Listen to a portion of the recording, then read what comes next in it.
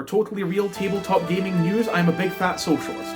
Our top story tonight. The Kickstarter project for The Betrayers of the Sun Kings has been fully backed after being published no less than 8 hours ago. The project, being developed by Stockholm-based independent game studio Casual Friday Games, received $250 million worth of donations from a total of 14 million individual backers. Casual Friday announced the project just hours after securing the publishing rights to Steven Erikson's Malazan Book of the Fallen series, saying, quote, "This casual bit of light children's reading will act as a fantastic introduction to our own expansive in-game universe as part of our most ambitious tabletop gaming project to date." The Area Control Stratcom Dungeon Builder RPG supports a total of 6 to 8 players, each controlling 5 to 12 characters with their individual armies, and has a total setup time of 6 to 8 weeks, and a total runtime of 3 years per player. Plastic Crack Quarterly has hailed the game as a breath of fresh air for those who want a casual wargaming experience on the fly, and spokesperson Joel Atherton for Which Wargaming Monthly has hailed the game the best thing I've played since Campaign for North Africa.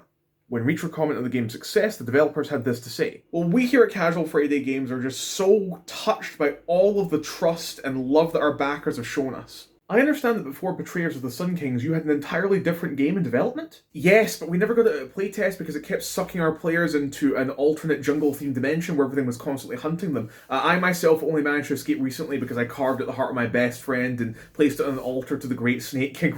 Took me ages to figure that out." That certainly would represent a snag. But who knows, with the current success we're experiencing, we might be able to revisit it, maybe even get it published in the future. I mean, heck, we've already unlocked our stretch goal to build our 350-foot black soapstone monolith in the middle of rural Kentucky. What would you say your company's mission statement is?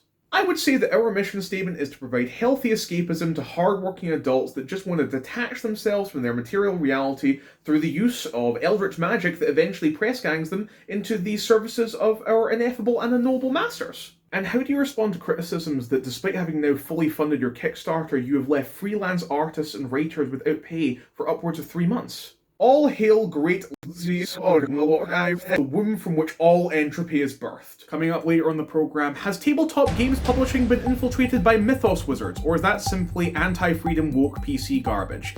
We ask 6 white men in robes their opinion.